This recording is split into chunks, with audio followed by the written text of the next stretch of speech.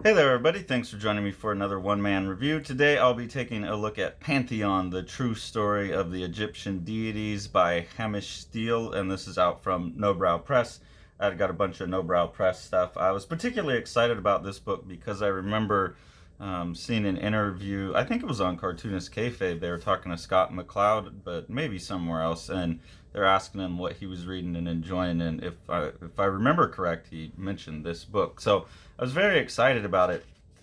Um, and getting into it at the beginning, I was, that excitement was paying off. I was seeing like, oh, this is why, Scott McCloud's getting into this. It's got like kind of comics as infographics, this kind of Chris Ware mixture of things right out the beginning.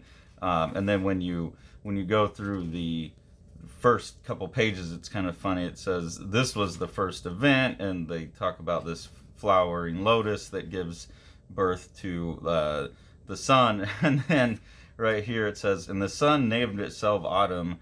With only eternal darkness for company, Autumn did what anybody would do when faced with endless loneliness. He had a wink.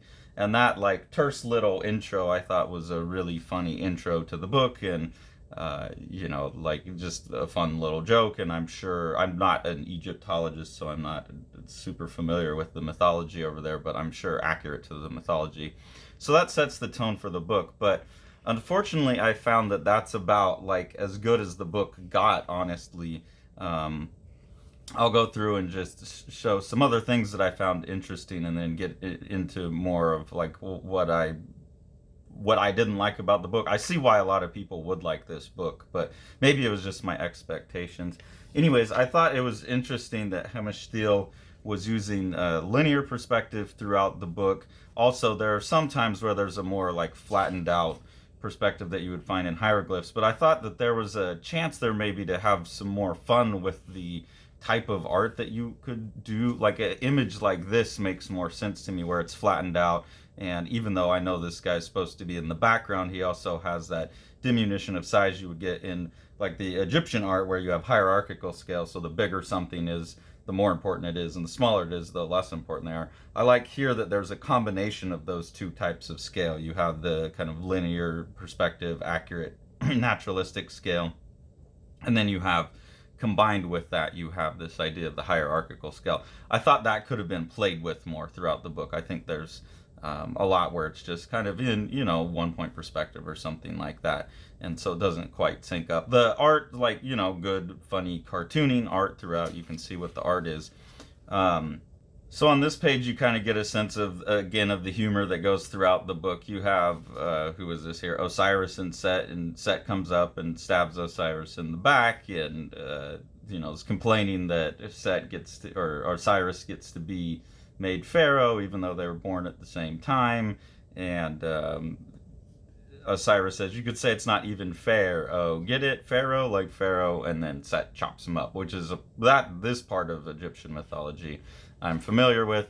And he chops him up, and then here you see that Isis says, Set, you absolute cock. And he says, okay, every time you call me that, I take it as a compliment. Cocks are sexy and useful. And that was about the point in the book where I started to have a problem with the book. I already, like, the humor was adult, and I get it. In the mythologies, they're pretty adult stories, but it kind of feels like a kid's book that should be training kids on Egyptian mythology. It seems like that would be, given the size of the book, given the art style and everything, that's kind of would be the expected market, and the simplicity of the art and things like that. But then the humor throughout is really just reveling in the kind of adult humor that's embedded in the stories, or kind of the crazy events that are embedded in the stories, the sex and the brutality and all of that, which is fine. That could be a fun book, but I don't know, it feels like it needs a different art style or something like that. I think that subversion is maybe part of what the project was about, but it didn't quite work for me. And then I just thought that in the mythologies, that my sense, even reading up to before I made this note here, was that there's not much where they're kind of, where Hamish Steele is investigating what these stories mean, where they come from, kind of the archetypal truths that are embedded in them, which as an adult, for an adult book, I don't know, that's kind of what I'm more interested in, is like not just learning, because that chart at the beginning doesn't stick with me, and because I don't know the characters that well, and they cycle through a lot of characters, I don't get the relationships or anything. It feels like a book that would be funny to someone who already knew Egyptian mythology. So I don't feel like I'm being educated much. And when I'm educated on mythology, I kind of want to know that archetypal stuff. And then the kind of crude humor, just not really for me. And that was kind of like the opinion I was formulating of the book. And then here we get to this thing where they measure their heart against a feather, and it's like, oh, my heart weighs less than a feather. And it says, actually, the heart has to be balanced with the feather. It's like a whole metaphor for nature and like the order of the universe and shit. And he says, you don't mean, Emmett, here, girl, it's supper time. And so they don't really go into, there's no unpacking of the deeper truths behind any of these stories. And there's this point in the book actually kind of literally is the author saying, yeah, fuck it, I don't know who really cares. Like, these are just funny stories about dicks and people eating hearts and stuff like that. And so at that point, I really started struggling with the book. It just wasn't for me. I kept going a little bit. There's some interesting things in here. I just started flipping through, honestly. I didn't finish reading the book. But how to mummify your friends, I thought that this was an interesting little thing. Had some information I didn't know. I would have liked more stuff like this, more kind of investment in the culture, some historical lessons, those kinds of things.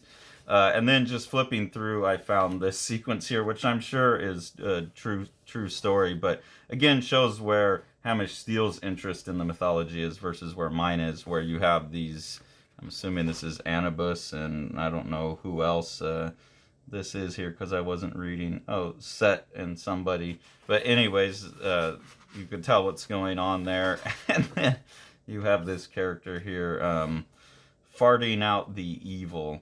And so that's just kind of showing, like I said, where Hamish Steele's interest in these stories lies. And it's not where mine lies. So I can see why people would enjoy this book. It's funny, breezy read. It's kind of picking up on all the absurd stuff in the mythologies. But I found it to be something that was just a little shallow, a little bit too invested in that. So I had a hard time like finishing the book, and I just set it down. And then at the end, I did see there's this little bit that says, I often wonder why humans look up to us. I mean, you just read our story. Gods lie, cheat, steal, kill, and yet we condemn humans to eternal damnation for doing far less. But perhaps that's the point of us. Humans look to us to learn from our mistakes.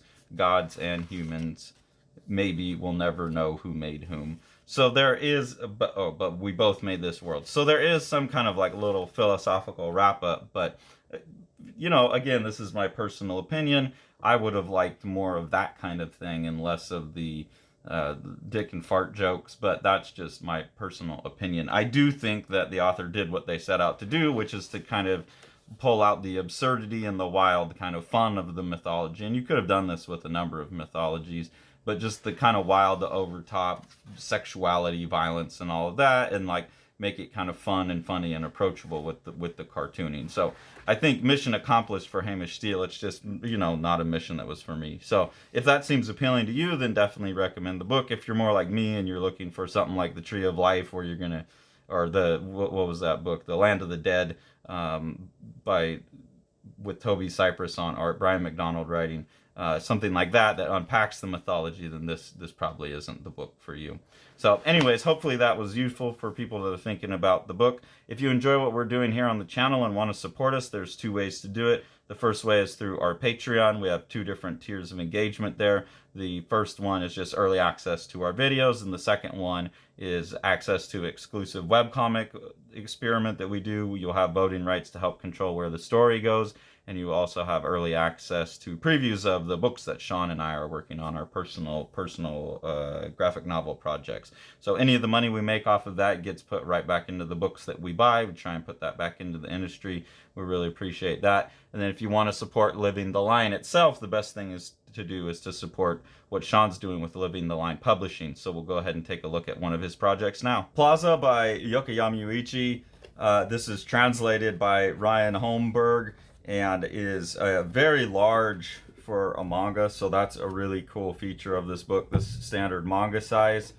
And this is just a 200 some odd page representation of what Yokoyama Yuichi thinks of the Carnival parade, and he's just made this like relentlessly loud and rhythmic book that pushes all kinds of amazing boundaries of what comics and manga are, and we could not recommend this book more. Thanks for following along. Take it away, Jack. You want to see all these books? Smash that subscribe button and the like button and the bell, and then you get them.